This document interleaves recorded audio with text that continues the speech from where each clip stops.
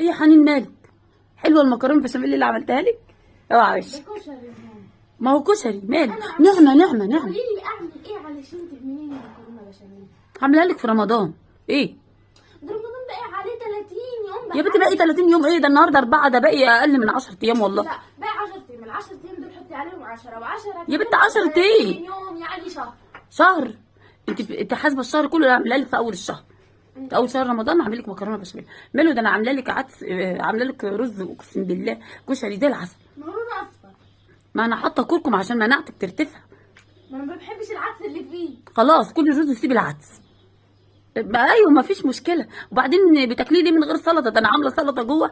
اوعى وشك، اوعى فيها وشك. خل؟ فيها حاطه فيها خل ما مالها. بحبش الخل. خلاص خدي طماطمايه وخيارايه وكلي على كده من غير ما. طماطم وخيار وانا ببيع في السوق.